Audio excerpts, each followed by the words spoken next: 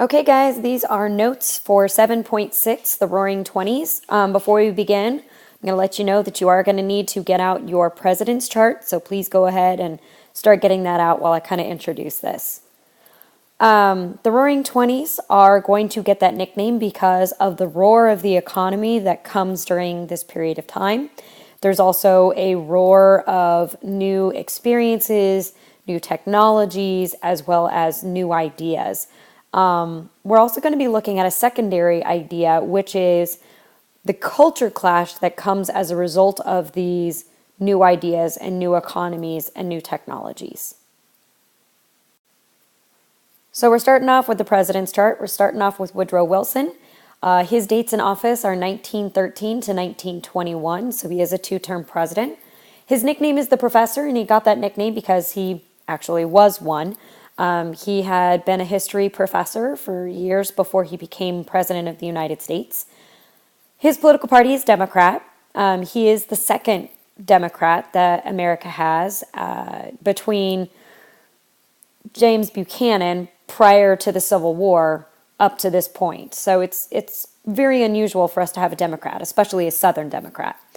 The major events that happened under his administration are the 17th Amendment being ratified. That's the amendment that gives people the direct election of their own senators. We also see the Federal Reserve Act that's going to create the Federal Reserve and the Federal Reserve Board that helps regulate America's economy. We have the Clayton Antitrust Act, which is going to give some teeth to antitrust legislation and allow for the breaking up of trusts in larger numbers. We have World War I with his 14 points, as well as his participation in the creation of the Treaty of Versailles. We have the 18th Amendment, which is going to prohibit the sale of alcohol in the United States, as well as the 19th Amendment, which gives women the right to vote. All right, so let's get into why it's called the Roaring Twenties. There is a massive economic boom during this time, and it's largely due to the ending of World War I. Number one, we're the only country after the war that has any money, and that's because we got into the war late, as well as we were building everything for everyone during the war and making money off of it. But when the war ends, that is going to just kind of continue on, and it's going to be the building blocks that leads into this economic boom. World War I ends, and we use a lot of the technology and a lot of the techniques used for the creation of weaponry to now improve consumer goods.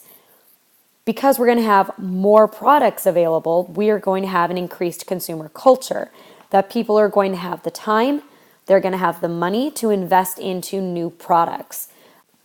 New products are also going to be created as well as be able to be purchased because we have the elimination of rationing after the war. So we are going to be able to produce more things and people are going to be able to have the money to buy them as well. We're also going to see at this time the world's highest standard of living. We're going to see what we call real wages soar 22%.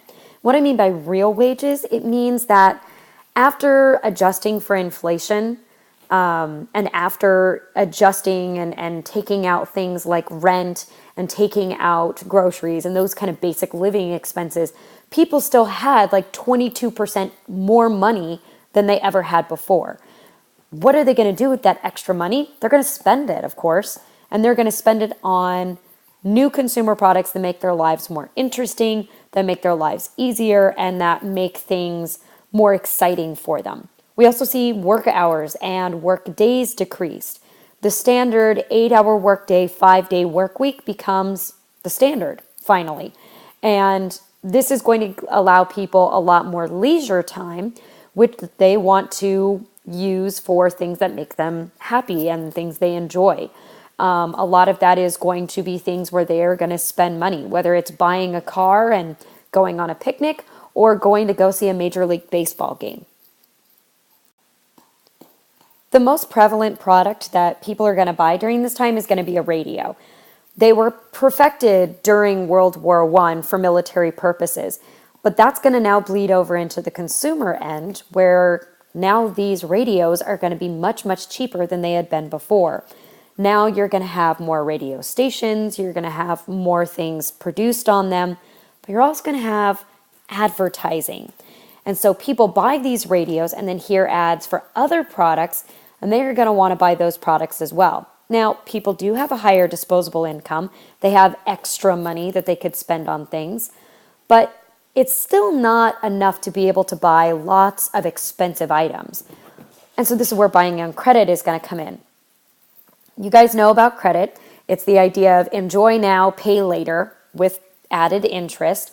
But what happens during the 1920s is kind of interesting because prior to this time, people didn't necessarily want to buy on credit because it insinuates that you don't have enough money for this. I can't afford this product, so I can't buy it. I don't really want to buy it on credit because that lets people know that I'm poor. But the 20s, that changes. And people want to buy these new products like radios and automobiles that are expensive, and they're not going to be able to save up for it, or they don't want to save up for it. And so they buy it on credit. And credit becomes more and more and more acceptable till we get to the point that virtually everything is being bought on credit. People are buying their groceries on credit, and they're buying their clothing on credit, and everything seems to be purchased on credit, which gives them an seriously inflated sense of wealth. They have this idea that they have all of these things, so they must be wealthy, but they haven't paid them off. They still owe money on them. And so that is making them feel wealthier than they are in reality. When we get to the end of this part of the unit, we're going to see how this leads into the Great Depression. This inflated sense of wealth and this overuse of credit is going to be one of the causes of the Great Depression. So we're going to be taking a peek at the political side of the 1920s. We're going to kind of knock out our major presidents that we need to be aware of and kind of the things that they're involved in. And we're also going to be seeing how people are going to be reacting to a post-war world politically. Our first president in the 1920s is going to be Warren G. Harding. Warren G. Harding runs as a common man's president. He runs with the slogan that we are going to have a return to normalcy, this idea that we're going to go back to a pre-World War I America. He's basically trying to create a new Gilded Age where he is going to be very much focused on business. He's going to be really focused on improving and supporting America's economy and also retreating into isolationism. And he very much is a common man's president. He is so unlike Woodrow Wilson. Woodrow Wilson was very intelligent. He was a professor. He, as a result, tended to be very condescending, be very professorial, and talk down to people. And the American public during wartime and during the time where we needed someone smart to make sure that we were running the country well, that was important. But now that the war is over and times are good, we don't want someone talking down to us. We don't want someone who makes us feel stupid. We like Warren G. Harding. Warren G. Harding is the guy we want to invite to our barbecue. He's the guy we want to hang out with. He is kind of folksy. He laughs, he jokes. He's kind of average intelligence. He's not really all that bright. And that's actually going to help him get elected, but it's also going to lead to some problems for him. For example, the guy knows he's not that smart, and so he wants smarter people to be running the government, basically, for him. So he hires all of his buddies from when he was the governor of Ohio, all of his poker buddies, and they become known as the Ohio Gang. And this group of men are going to get their jobs basically through the spoils system, but they're not really qualified, and they're also incredibly corrupt. And they use the fact that Warren G. Harding is kind of dumb to their advantage. And they pull the wool over his eyes over and over and over again, and he doesn't realize what they're really doing. But nevertheless, the American public loves the idea of a president they can identify with, a president that looks like them and talks like them and makes them feel like they're, part of the political process. It makes them feel like they're not that dumb.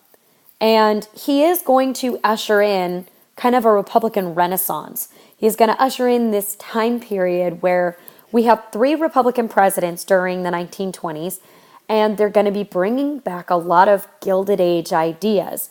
They're going to return to a social Darwinist laissez-faire economics plan. They are going to remove a lot of the antitrust laws that had been created during Roosevelt and Taft and Wilson's administrations, so that they can, quote unquote, foster business and improve the economy. They're going to create high tariffs so that American money stays in the country. And they're also going to fight against organized labor. They're going to fight against unions. One of the most damaging of all of these is going to be the high tariffs.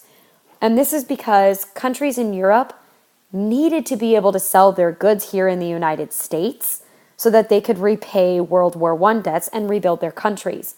This is going to be a problem leading into the Great Depression, because they're already going to have these weak, unstable governments. So when America's economy will eventually crash, they're already in a weakened position, and it's going to make it much faster for them to fall.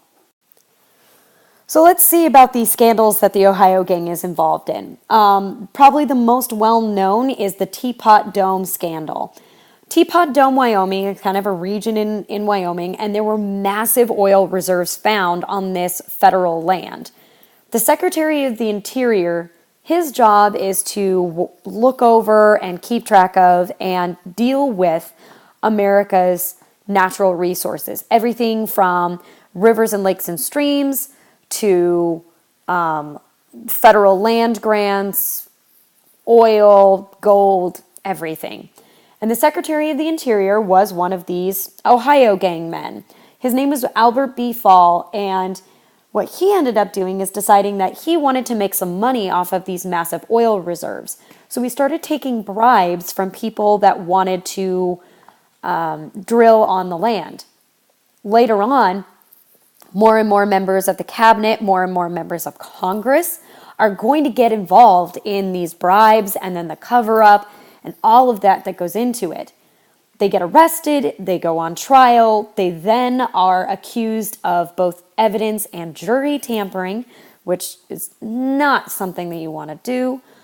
And this is going to be a series of trials that will drag on for like 6 years. However, Harding is largely unaffected by all of this.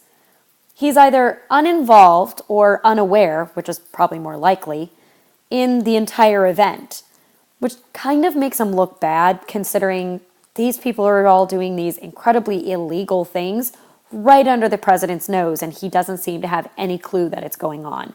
So that kind of makes him look dumb. But the reason it really doesn't affect him is because he dies. So people don't really want to badmouth the dead guy. So it doesn't really affect him. So that's the end of Harding. Warren G. Harding is in office from 1921 to 1923. His nickname is Winnie. No relation to Winnie the Pooh. Don't know why he's called that, but his nickname's Winnie. As it is during the 1920s, he is a Republican, and the major events that happen under him are the Emergency Quota Act, we'll cover that later in the lecture, the Teapot Dome scandal, and the Washington Disarmament Conference, which was covered last class, where we were talking about trying to reduce the number of arms in each country so that we could prevent another world war from happening. So when the president dies, the vice president takes over. The vice president is Calvin Coolidge. And Calvin Coolidge was probably a lot more qualified to be president than Warren G. Harding was. But he's completely the opposite. Although he is very bright and very, very serious and hardworking, very different from Warren G. Harding, his nickname is Silent Cal because he was incredibly shy, he was incredibly quiet, hardly ever spoke two words together. And it did give people less of that folksy image that they had been hoping for, that they had gotten with Warren G. Harding, but at the same time, that folksy attitude is what had led to a lot of those scandals, like the Teapot Dome scandal. And that was definitely not going to happen with Silent Cal. He was way too moral, way too conservative for that type of thing to happen. He later on in 1924 is going to run for president on his own steam, so to be able to, take the election without necessarily taking over for a dead president. And his slogan is "Stay cool with Coolidge," which is just so appropriate. As I said, he's very conservative, very isolationist, and way more pro-business than Harding ever was. In fact, he is most noted for saying, "The chief business of the American people is business." Basically saying that the number one priority, as well as our number one skill, is business. And that basically means making money is what we're good at, and it should be what we focus on.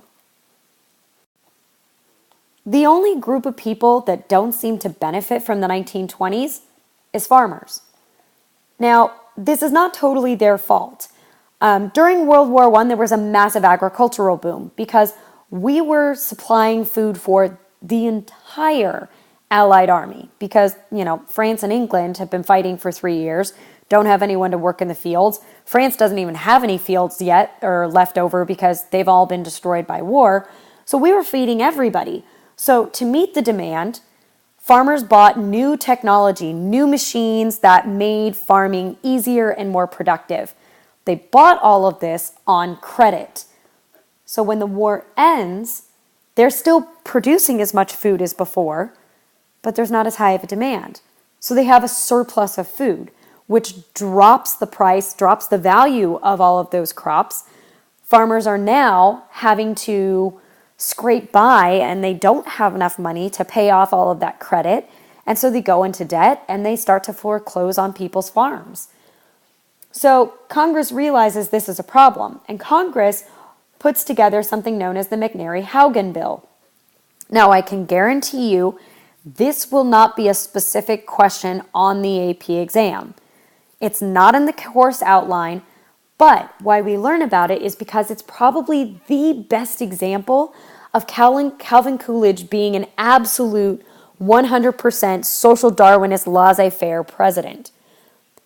Farmers are suffering.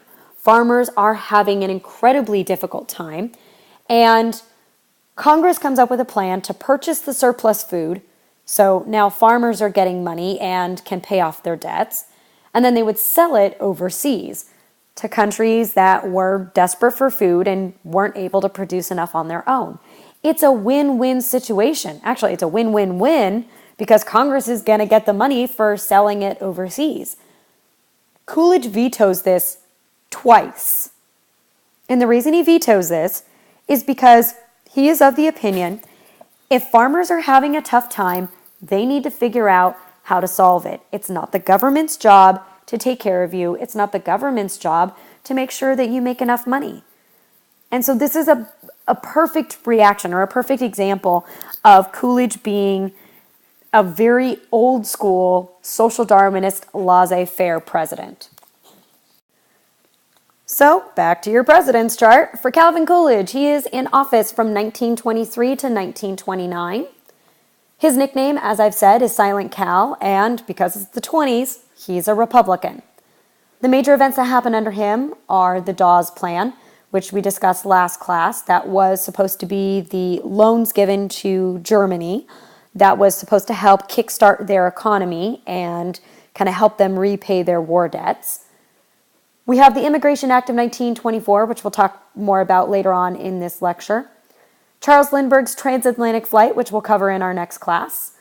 The Kellogg-Briand Pact, which was the agreement to outlaw war, which was kind of a stupid and, impossible idea. And the Scopes Trial, which we'll learn more about later on in this lesson as well. So in the election of 1928, we are going to have the election go between Herbert Hoover, running for the Republican Party, and Governor Alfred E. Smith for the Democratic Party. Now, everyone knows Herbert Hoover already because of the success of the Food Administration during World War I. And people know Governor Alfred E. Smith because he is the governor of the state of New York. Now, Hoover is going to be running on a platform of rugged individualism. And this is just a way of him saying that Americans are self-sufficient, are self-reliant, that they can do things on their own, and that's kind of what makes us amazing. That's what makes us American. And this comes from his own background. He came from a modest family, and he was able to rise up to become a presidential candidate. So that kind of shows that through hard work and perseverance and through your own abilities, you can do anything in America. It's the idea that if you're poor, it's because you didn't try hard enough. So this is really a popular idea with a lot of Americans in the late 20s who have seen, 10 years of just a booming economy that seems to get better and better and better every year. Of course, why would somebody still be poor? Rugged individualism is what made this country's economy great. Now, on the flip side, we have Governor Alfred E. Smith of New York. And as governor of New York, he's definitely made a name for himself. He's known as a progressive, very kind of similar ideas to what we were seeing during the Roosevelt age. He's also an anti-prohibitionist. He wants to repeal prohibition because it's not working. He doesn't think that it's good for America. It's causing more problems than it's solving. And this is what we would call a quote-unquote wet leader. And we'll look more at that in a future lesson, the difference between the wets and the dries. But the idea of eliminating prohibition was pretty popular.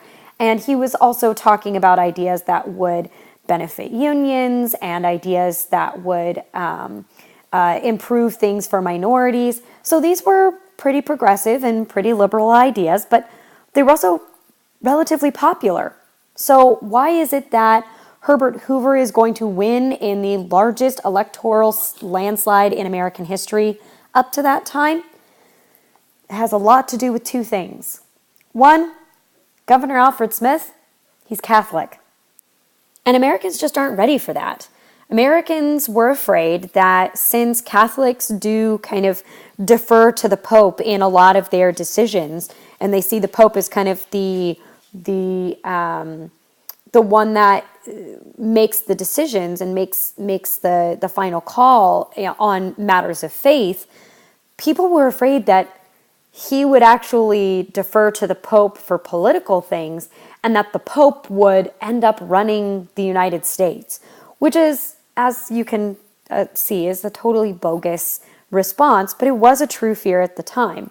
And we're going to see this happen again in 1960 when JFK, a Catholic candidate, is also running for president.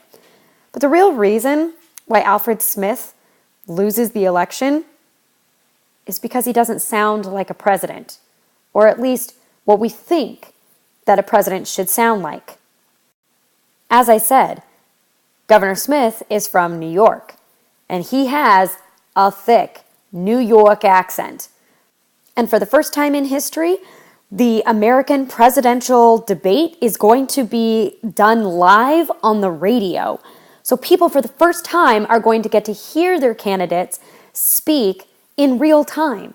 They don't have to wait for it to be put into the newspaper the next day with some kind of slant, one way or the other. They get to make their own decisions and hear it for themselves.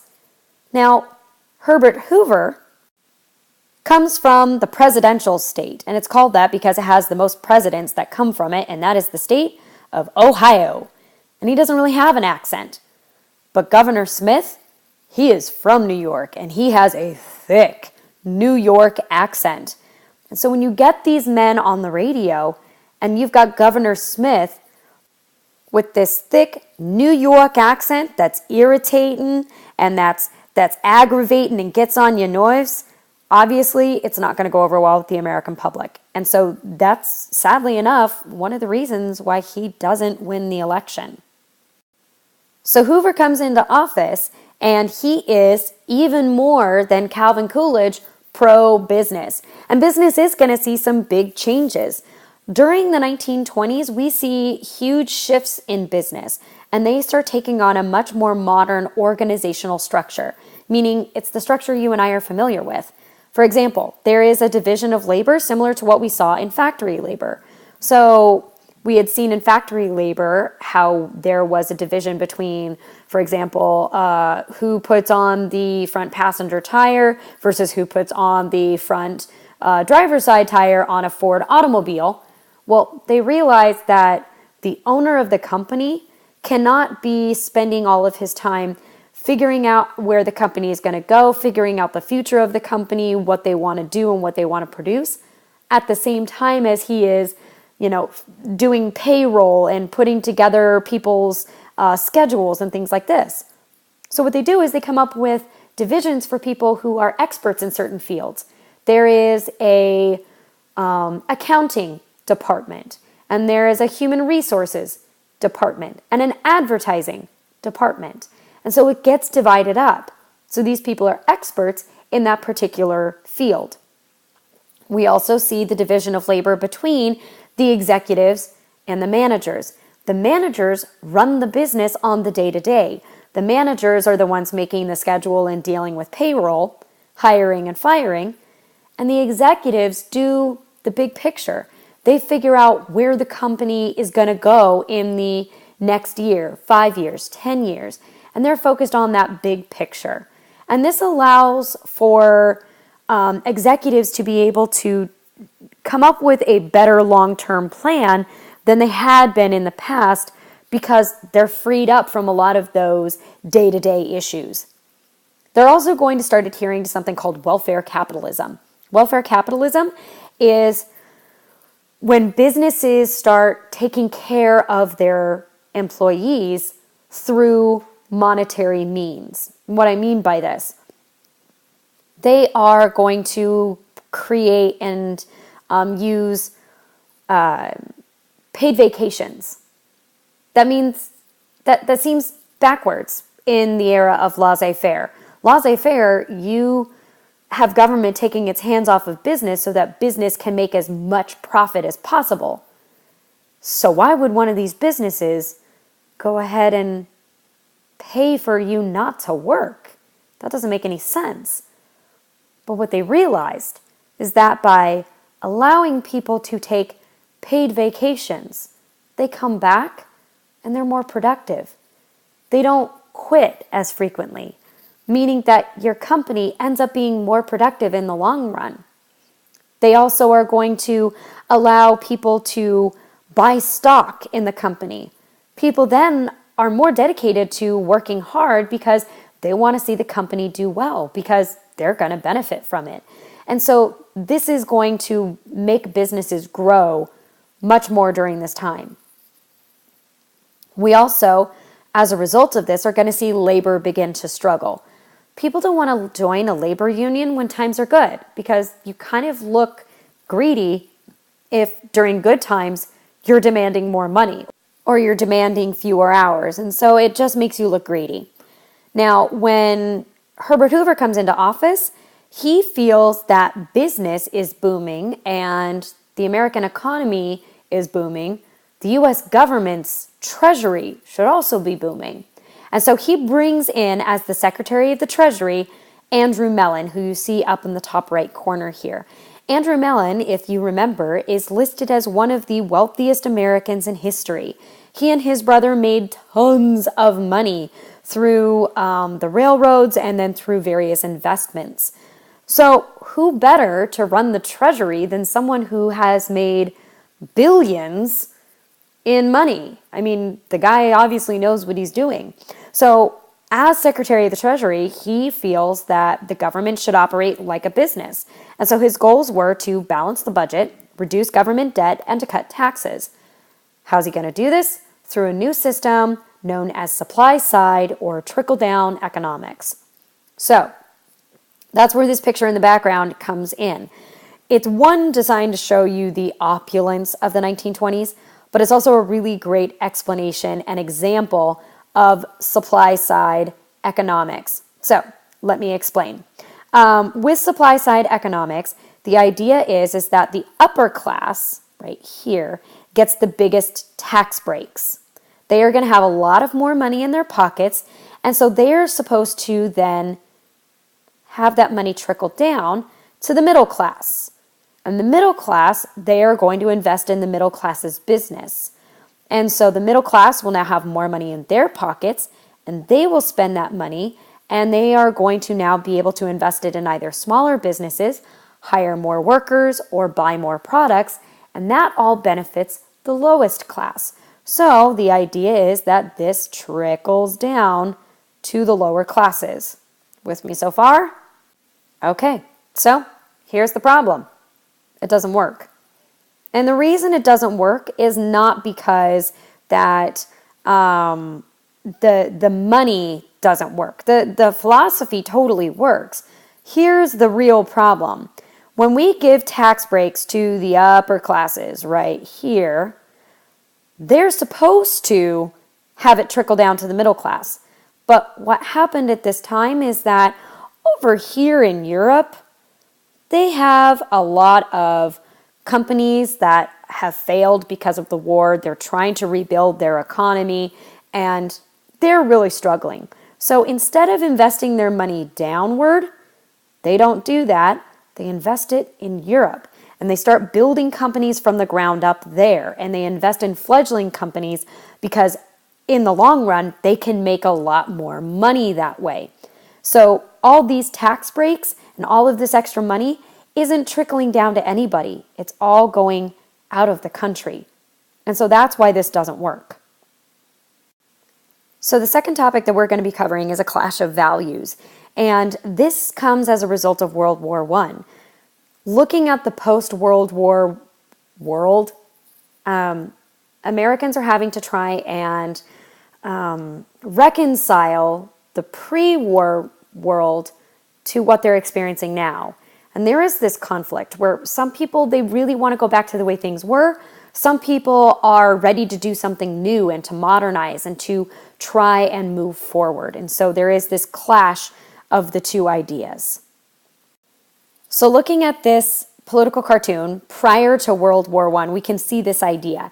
Prior to World War I, America is incredibly welcoming to outsiders. In fact, this cartoon is titled Welcome to All.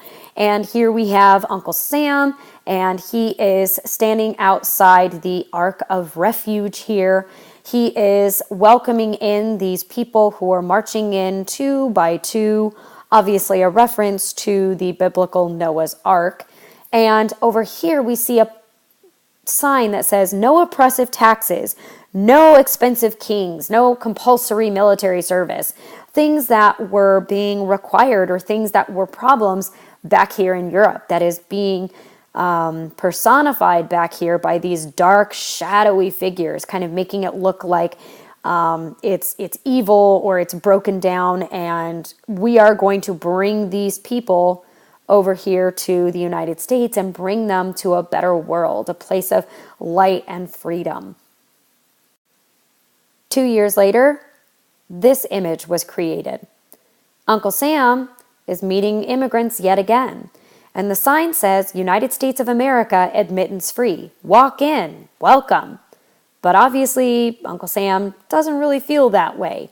Although we're supposed to be welcoming, we don't really want these immigrants coming here because we feel that they are bringing baggage with them that is damaging and dangerous to the United States, like Sabbath desecration, meaning that they are going to be going against the Sabbath, that they are not honoring Sunday as a holy day. We see them bringing anarchy. We see them bringing pestilence, basically disease. We see them bringing poverty, and we see them bringing all of these bad things along with them and this baggage to the United States. So obviously we don't want to allow this, and America is going to start passing laws that prevents these people from coming to the United States. The first restriction law that America ever passes on immigration is the Emergency Quota Act in 1921. This is going to restrict the number of immigrants allowed into the United States each year to 3% of the existing nationality based on the 1910 census, meaning that however many of each ethnicity, so however many Italians, however many Brits, however many Chinese people in America on the 1910 census we're only going to allow 3% of that number to come into the US every year that point onward. So you see in the picture here, Uncle Sam very much closing down the gate of the funnel of people trying to come into the United States. But the problem is that we quickly realize that we're still allowing in too many people and that it's a lot of the people we don't like. And so we restrict it further down to 2% of that existing population from the 1890 census, which is before many of the new immigrants coming from South and Eastern Europe arrived in the United States. One group that is going to be excluded from these restrictions are anyone that is a native of the Western Hemisphere. So if you're coming from Central America, you're coming from Mexico, you're coming from South America, open gates. Anybody can come in. And that was largely because that, one, we were still trying to have that big sister policy, but two, we wanted those people to come to America to work in our fields, to work in our factories for cheap labor. This chart does a really good job of explaining how those two were supposed to work out. So over here, we see where this is supposed to be beginning, which is right here with the 1910 census. And if you can notice, all of the blue are people coming from South and Eastern Europe, and all the people in red are coming from North and Western Europe, places like France and Great Britain and Ireland. And we realize that there are so many new immigrants coming in, the ones coming from South and Eastern Europe. Even if we reduce it down to 3%, there's still way too many of these unwanted people coming in and not enough of the people that we do want coming in. And so we need to restrict further. So we go back to the 1890 census, where we have a lot fewer people coming in from South and Eastern Europe and a lot more coming in from North and Western Europe. So I'm using totally made up numbers. None of these are real numbers. I'm just trying to make it easy on you guys. So let's say, for instance, in 1910, because we have the new immigrants coming in and it's, people are trying to escape what will become World War I. We've got a lot of people from South and Eastern Europe coming in.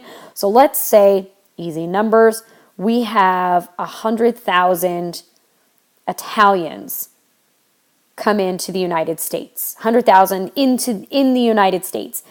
And we only have, at that time, maybe 20,000 people from Great Britain, people who speak our language, people that we like.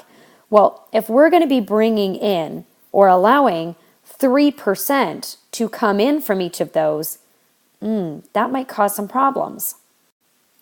Because that means we're actually allowing in 3,000 Italians and only 600 people from Great Britain. We like the British more. So that's why just a few years afterwards, we're going to go ahead and pass the other one. We're going to pass the National Origins Act that is going to go based off of the 1890 census, and those numbers are different. Now in 1890, we have a lot fewer Italians coming through. We maybe only have 50,000 coming through from Italy, and we have maybe 40,000 coming in from Great Britain. All right, so now we're reducing it down to 2%. In this system, we are allowing in about 1,000 Italians and roughly about 800 Brits. That makes us feel better because we're limiting those that we don't like and allowing more of those that we do like in. Now, granted, even in 1890, we still see more people coming in from South and Eastern Europe than Northern and Western Europe, but it's going to be a lot less than if we were going off of the 1910 census. This fear of outsiders is going to create an event known as the Red Scare. And this is a period post-World War I where we are afraid of socialists, anarchists, communists coming in and destroying America. We were afraid of worker revolution because that's what we had seen happen in the Soviet Union. We had seen the workers rise up and take hold. So there is going to be this unfair connection between labor unions and the working class and socialism and communism and anarchy. And that's not really a fair connection, but it seemed to be the logical connection at the time because it's what had happened in Russia. And because of the Russian Revolution, and because there were more people from these areas where communism, anarchy, socialism was popular, were coming to the United States to either escape the war or after the war to come to a place that had more jobs and wasn't war ravaged. Now we see that coming here to America and being a threat to our democratic way of life. So who we target are recent European immigrants, those from South and Eastern Europe, also those that we called hyphenated Americans, so like Italian Americans, Greek Americans, Russian Americans, and so on and so forth, as well as labor unions, especially the Wobblies, who are a very socialist-leaning labor union. And this can all be attributed to something known as xenophobia. Xenophobia is the fear or suspicion of outsiders or foreigners. And it's not just that you don't particularly like them, but you lump them all together and you use them as the scapegoat for the cause of other problems. So in this time frame, it's, the Italians are coming in and all Italians are anarchists, or the more modern arguments of all Mexicans are stealing our jobs, or all Muslims are terrorists. That's xenophobia. That's this fear that these people are going to destroy America by bringing their outside ideas into our country. And you see that really well in this political cartoon, showing the European anarchists sneaking up behind the Statue of Liberty, who unknowingly and so righteously is saying, "Come unto me, ye oppressed." And the oppressed are coming in and they are going to destroy her. So this is a great example of the xenophobia that comes in the post-war age. And this fear of outsiders, this Red Scare, is finally come to realization when a group of anarchists send a series of letter bombs to prominent government and business officials, including the Attorney General, A. Mitchell Palmer. As just a reminder, the Attorney General is the top lawyer in America. He's basically our government's lawyer. He has the power to do something about this. In fact, when the letter bomb gets to his house and his wife opens it and she is severely injured by it, he immediately takes steps to deal with the problem and figure out who's responsible for this. And so he is going to create the Bureau of Investigation, which will be led by the man that you see in the picture here, a 24-year-old J. Edgar Hoover. J. Edgar Hoover will become the leader, the director of this Bureau of Investigation, who are given the job of rooting out the people responsible for the letter bombs and holding them responsible and getting rid of anybody else that is a threat to the United States. And when asked what are the restrictions on his job, he was basically told, do what you gotta do.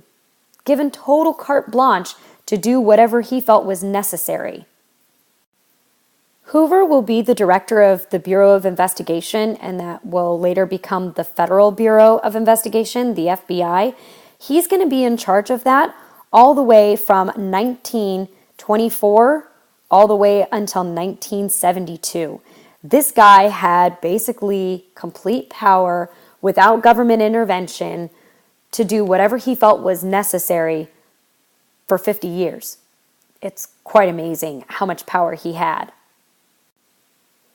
So, with Hoover on board, they are going to stage what are known as the Palmer Raids. And these were a series of very public, very violent raids on suspected anarchist or socialist sympathizers or organizations by the Bureau of Investigation. You can see that actually in the image in the background. This was the headquarters of the Russian Workers' Union. It wasn't actually a labor union. It was actually a fraternal organization like Kiwanis or 4-H club. It's a club, and it was a club for Russians who were workers. Had nothing to do with the letter bombs. Had absolutely nothing to do with these uprisings of anarchy or socialism. They had nothing to do with it. They just happened to be the wrong ethnicity at the wrong time.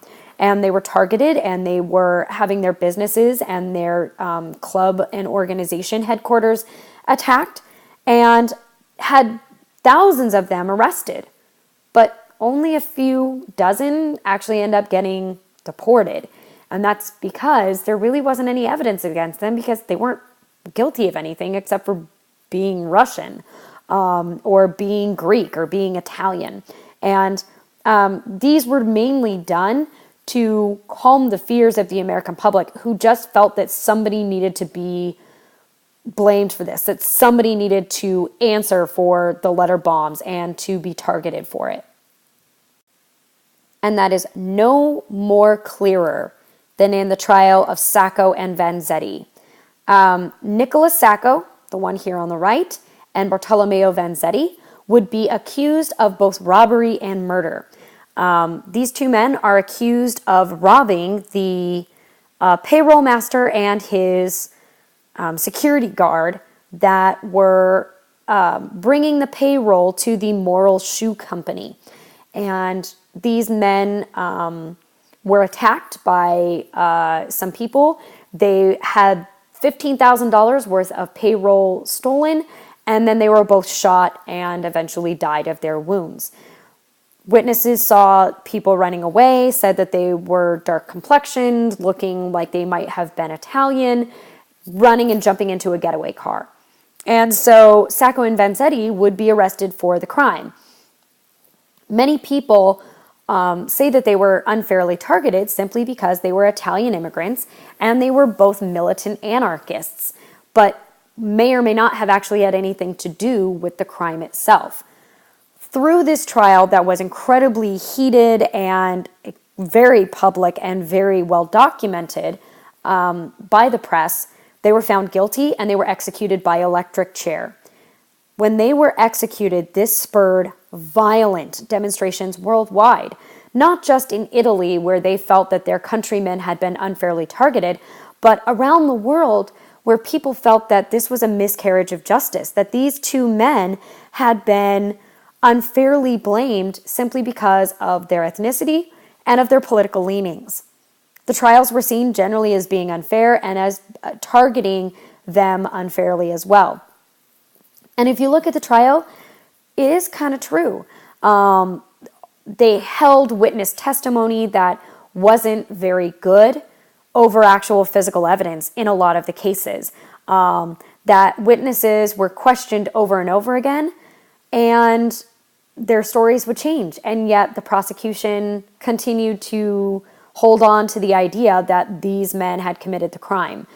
Also, part of what went against these two was the fact that the people trying to testify on their behalf were Italian immigrants. They didn't speak English, or they didn't speak it very well, and didn't speak it well enough to be able to get forward the ideas that they were trying to testify for. And so unfortunately, these two men really had a very biased and unfair trial. Now, since then, we have had all kinds of testing and all kinds of reinvestigation of the crime, and modern ballistics and modern forensic science has been able to almost completely conclusively prove that Vanzetti wasn't actually present, that he was not there at the crime. And this goes along with actually something that Sacco said while in custody. He said, as it got closer and closer to the execution, he kept saying, Vanzetti is not responsible, he was not there, this is a miscarriage of justice, and he should, be let free. Don't let him die for something that he didn't do. And modern science has been able to almost conclusively prove that Vanzetti really wasn't responsible. Sacco was there, but regardless, his trial was still not really a fair one.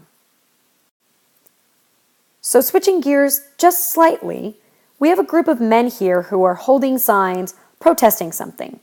Over here, we have a man that has a sign that says, "I must drink alcohol to sustain life. Shall I transfer the craving to others?" Man in the middle. Would the prisons and asylums be filled if my kind had no children? I cannot read this sign. By what right have I children? The thing that all of these men are protesting is they are protesting the continuation of ill-fit traits. And it was believed at this time that certain traits were inheritable. And this is something called eugenics. Eugenics is what we call a pseudoscience. It is based on science, but there is too much opinion rather than fact. So eugenics is the idea that genetics were the cause of most of the world's ills, that poor traits were passed down genetically. The idea that things like alcoholism and mental infirmity and even things like violence, like violent crime, was an inherited trait from your parents, the same way as your hair color and your eye color are. And they believed that evolution could be accelerated in a positive way through selective breeding. Almost like what you see happen with, like dogs, where we have purebred dogs and you can only breed other purebred dogs. This was all based on IQ testing, which had never before been really a thing. But now we're using it as this like standard test to determine whether someone should be qualified to procreate. We base this on physical traits. If you are missing limbs or if you have other physical deformities, you probably shouldn't pass those traits on to the next generation, so we don't want you to be able to have kids. They saw this being associated with social mobility. They literally believed that being poor had something to do with your genetics. Like being poor was passed down through your genes. And what this does is it reaffirms the existing class and racial hierarchies. Well, obviously, wealthy people are genetically better than poor people because through generations, wealthy people have remained wealthy and poor people have remained poor. So it must be something in their DNA. Obviously, this is totally and completely bogus. Please do not believe this. This is just an idea that reaffirmed what they already believed. And we went as far as to actually pass compulsory sterilization laws in 31 different states. That means in 31 states, you could be forced to be sterilized and not be able to have children without your consent. And the state that led them all? California. We had over 100,000 people between 1925 and 1965 be sterilized without their consent. Many of these people were people that would never have had children anyway, people who were in insane asylums, and rightfully so, people who believed they were the Easter Bunny. They shouldn't have kids, but they weren't going to have kids anyway. People who were severely mentally handicapped were sterilized. But again, probably weren't going to have kids in the first place anyway, so why are we doing this procedure on them? But where this all starts is it starts with the people that we can force to be sterilized. And the people we can force are people in prison. And so we start sterilization of violent crime, or people who have committed violent crimes, those people that are already in prison. So, for example, men who have committed murder or violent attacks on people, or ones that have committed rape or pedophilia, they're going to be sterilized because we don't want them passing that trait onto a future generation. Now, what about women? The ones we were concerned with don't have a lot of, homicidal women, don't have a lot of women committing violent crime. Where we were really concerned were women who were too sexual, meaning that women that were too sexually aggressive or women that were too sexually active, we felt were bringing bad genes into the next generation. So for the most part, these were women who were arrested for prostitution, totally ignoring the fact that many of these women turned to that as a means for making money because there weren't really a lot of other options for them. Ignoring that fact completely, just looking at, oh, they're aggressively sexual, so we need to prevent them from not only being able to have children, but also to prevent them from enjoying sexuality in hopes that they will no longer be prostitutes. You can see the origins of eugenics from this cartoon here, where they're showing that eugenics is drawing itself from everything from anatomy and biology, to psychology, to anthropology, to genealogy and sociology and religion, education, medicine, etc. And they believed that all of this would bleed into and breed into eugenics, the idea of being able to self-direct and being able to perfect human evolution. Or this pamphlet that said that unfit human traits like feeble-mindedness, stupidity, epilepsy, criminality, insanity, alcoholism, pauperism, being poor, and others run in families and are inherited in exactly the same way as color and guinea pigs.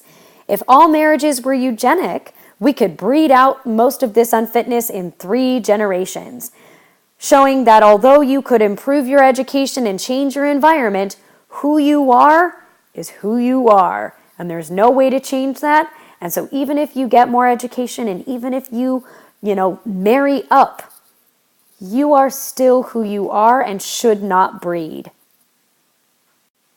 Where we see the connection of the fear of outsiders, this xenophobia, and eugenics come together is in the revival of the KKK.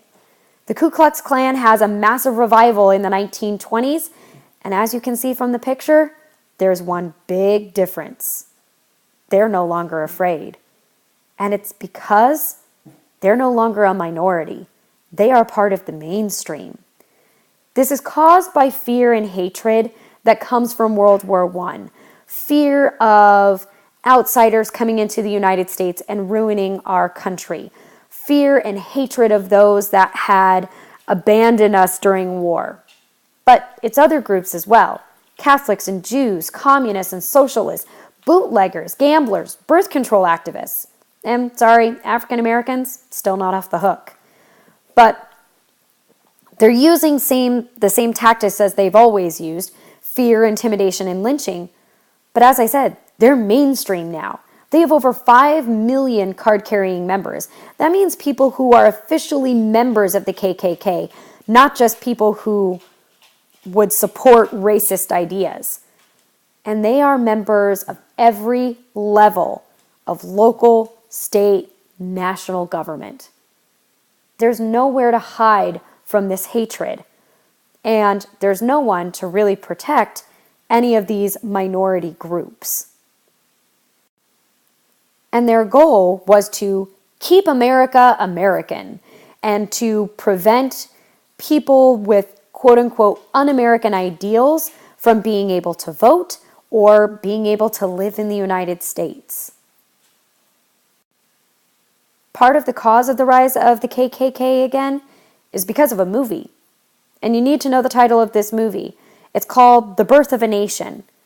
It was produced in 1915, and this is the quote-unquote true story of the Civil War. Now, in this storyline, they tell the story of the Civil War, but it's definitely from a Southern perspective. It takes place in a Southern town that has 2 prominent families, one that supports the North, one that supports the South. Obviously, the South loses the Civil War. But during this period, we see these Northern soldiers come in and terrorize this town. And these aren't just any Northern soldiers, they're black Northern soldiers. And it creates this hatred and this fear of these blacks coming in and destroying their sweet, innocent town. Fast forward through the end of the war, it's the period of Reconstruction. And a lot of these former slaves that had escaped and joined the Northern Army, they come back to the South, and they are now running the government because former Confederates can't, and they are now taking over businesses and taking over local politics. And these white families are feeling extremely threatened by this. But it gets even worse. In the image that you see here, this man, his character is named Gus.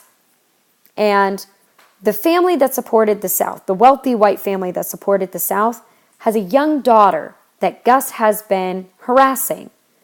And one day, Gus follows this girl home and is very threatening, and the girl is fearful for her life. She fights him off and runs away from him. And she runs so far and she has nowhere else to go. And as he is running up behind her with the fear that he is going to violate her virginity, she flings herself off of a cliff and kills herself. Now the local law comes and arrests Gus, puts him on trial. And there's a black jury. And the black jury, the black judge, lets Gus off the hook. And the local clan is furious that they feel that this has been a misjudgment, that this innocent white girl is not going to have her death vindicated. So the clan captures Gus, and they are going to put him on trial. And as you might guess, it doesn't go very well for Gus. In the storyline, they are explaining how the KKK is the true hero of the South, that they are protecting the South from these northern aggressors.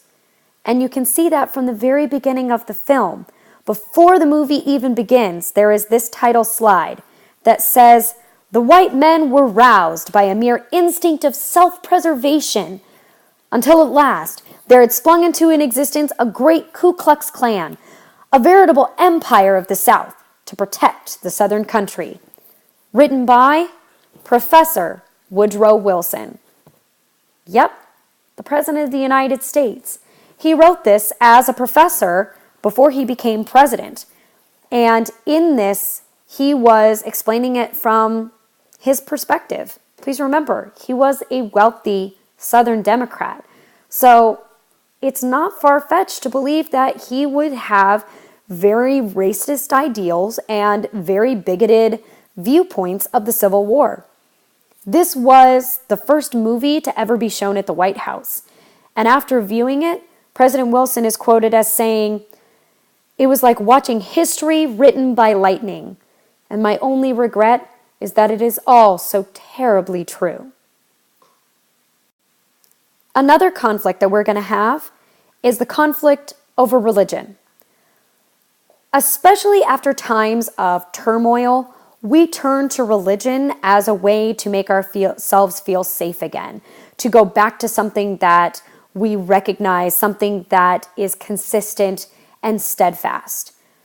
And at this time, we are going to have another religious revival. This one is going to be a revival in something called fundamentalism. Fundamentalism believes that the Bible is absolutely, literally true without metaphor and without error. So when it says that the world was created in 7 days, it is 7 calendar days like you and I can point out on our calendar. And when it says that Eve was created by Adam's rib, God literally cut Adam open, grabbed his rib, poof, there's Eve. There's no metaphor, there's no belief that there's any wiggle room. It is absolutely, whatever is written in black and white is absolutely true. And what they are most fired up about in the post-war era is Charles Darwin's theory of evolution. This was becoming more and more and more popular of an idea and being more and more accepted as fact by many Americans. We were truly fearful, especially after the war and how horrible the war was and what happened in that war, that America was losing its traditional values. But we also saw that as being the result of increased immigration and things like this. Fundamentalism is going to be popularized by fiery preachers, ones like the one you see pictured here, Billy Sunday, who gave these very theatrical sermons. Billy Sunday was already popular because he had been a Major League Baseball player prior to turning to preaching, but that fame only made more people turn to fundamentalism. And we are going to see this conflict between science and religion come to a head in something known as the Scopes trial. John Scopes, pictured here, was a high school biology teacher, and he was arrested and accused of violating his home state of Tennessee's Butler Act, which was an act that outlawed the teaching of evolution in public schools. Now, he didn't do this just to be a rebel. He had actually done this by answering an ad placed in a magazine by the American Civil Liberties Union, the same group that had tried the Schenck versus United States case, arguing against the Sedition Act from World War I.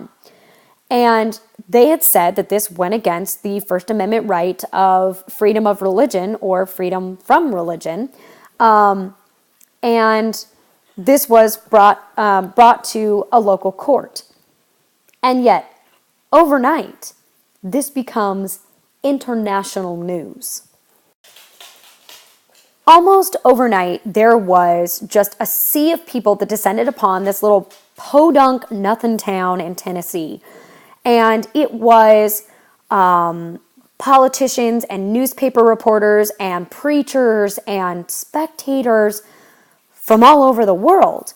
And this turned into an almost literal circus where you had people picking sides and being very clear about, what they believed in, having men standing on soapboxes and yelling to, whoever the passerby were about their beliefs and why one side should win versus the other.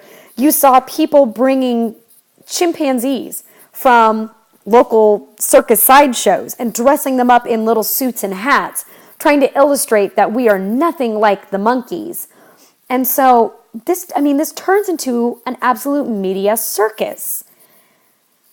And part of that is because this was being tested by the ACLU, and they wanted to bring in the best attorney in America. They brought in for the defense, the best defense attorney at the time, Clarence Darrow. For the prosecution, William Jennings Bryan. Yeah, still alive.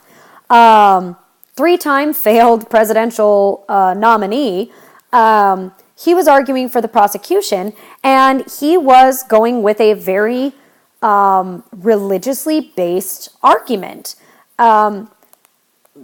Overall, throughout all of the, impassioned speeches by these two lawyers and the witnesses that were called, John Scopes was found guilty. He did break the law, but that was kind of his intention.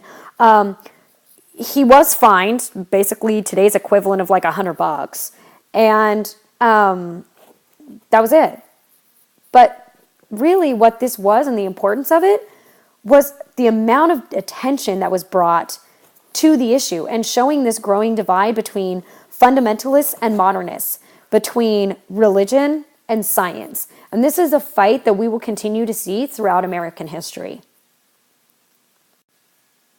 And last, but certainly not least, we are going to be looking at another conflict in America's values, and that is prohibition. Now, prohibition has been an issue, or the idea of trying to limit alcohol has been around since the early 1800s. We've seen the temperance movement. We've seen this kind of grow into a prohibitionist movement where we are trying to not just limit, but to limit alcohol in the United States.